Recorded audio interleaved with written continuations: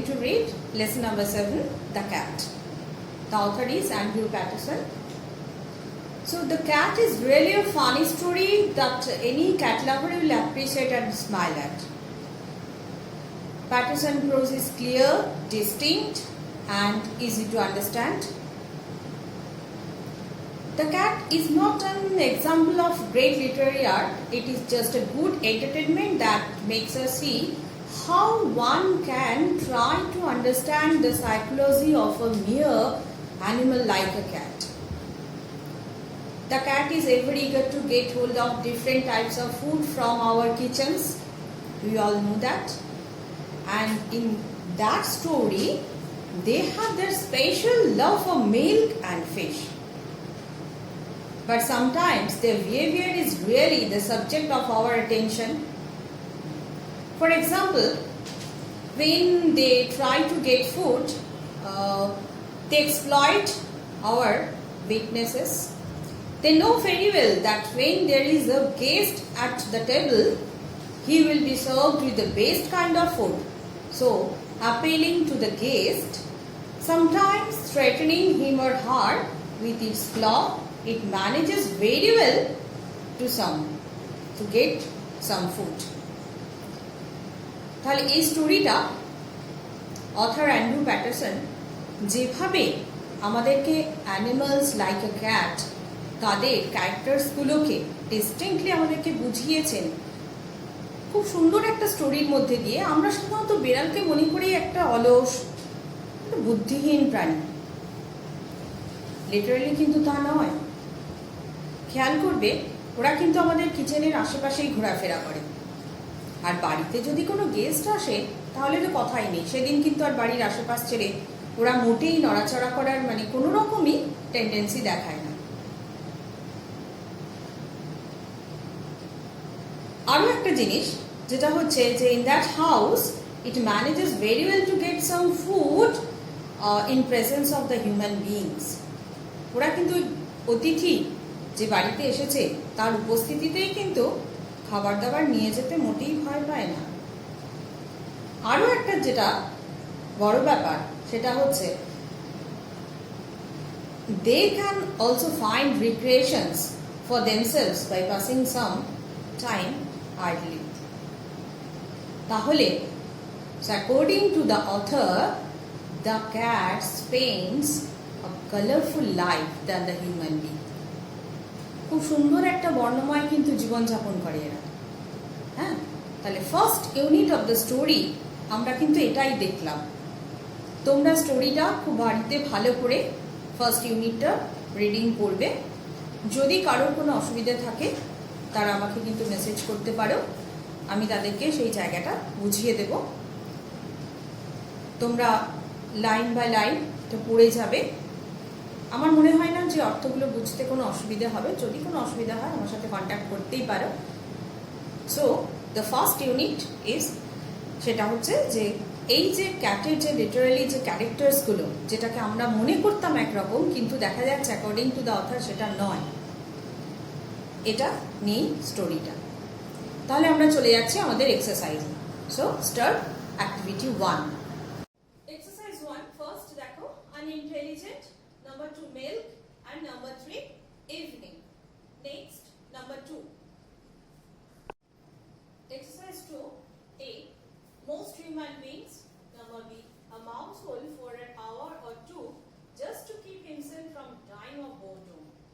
Number C. Pestered by the tensions of the people in the house. আমি কিন্তু full sentence লিখিনি, just blanks গুলো fill up করে দিয়েছি, তোমরা ফুল সেন্টেন্সেস লিখবে। Next exercise.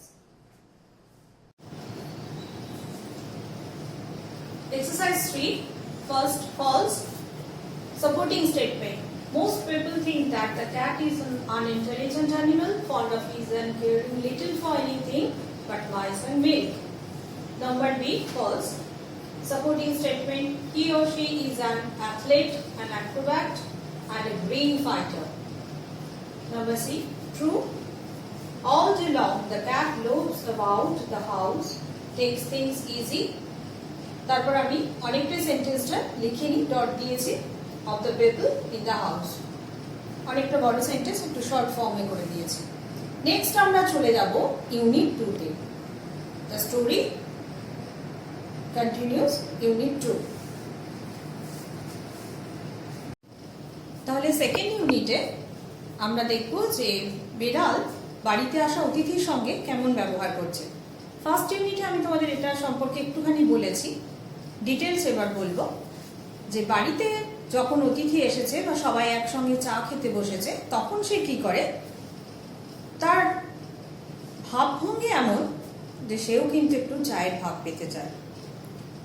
জোরে জোরে গলা দিয়ে ঘর ঘর শব্দ করে, আর নিজের শরীরটাকে সে বাড়ির মেম্বার্সদের, যে ফ্যামিলি মেম্বার্সরা, তাদের পায়ে ঘষতে থাকে, মানে যেন খুব আদুরে ভঙ্গি এরকম। এরপরে ধরো অতিথি এসছে বাড়িতে, টেবিলে তিনি খেতে বসেছেন, সে কিন্তু জানে সবচেয়ে ভালো জিনিসটা কিন্তু অতিথিকেই সার্ভ করা হচ্ছে। সে টেবিলের নিচে অনেকক্ষণ ধরে অপেক্ষা করে যদি কিছু পাওয়া যায়। অতিথি কিছুই দেয় না তাকে, বরং একটু গায়ে মাথায় হাত বুলিয়ে দেয়। এই ব্যবহারে সে অনেকক্ষণ ধরে ক্লান্ত।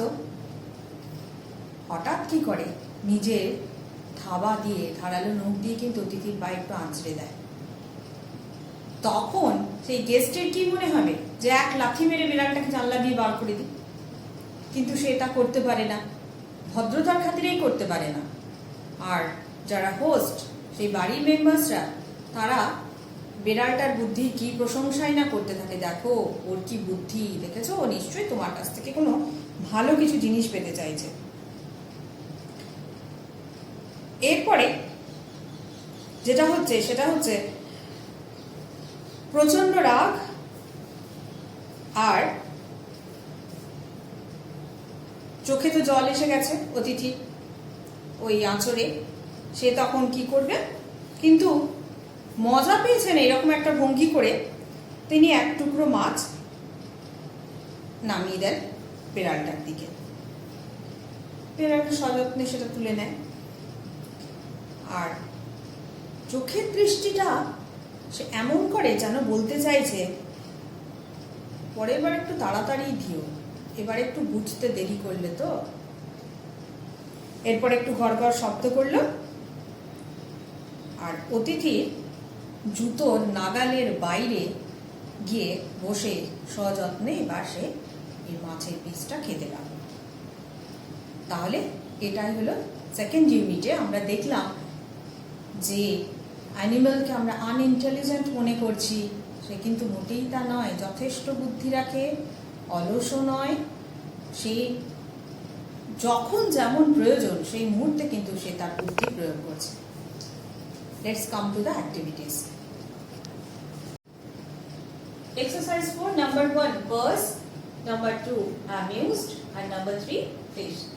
Next, exercise 5. Number 1, pour pushing. Number 2, leg. Number 3, the guest boot. Then, exercise 6. Answer number 1. When the family sits down to tea, the cat does so. Number 2. The cat is particularly civil to the guest at the table. Number 3. The cat gingerly receives the bit of fish from the guest. However, the look in his eyes warns the guest because the guest is slow to understand the cat's wish. আজকের জন্য এইটুকুই, and the next class we will continue Unit 3. Bye bye. बनाती है जो तू वो यादें जाने संग मेरे कब तक चले।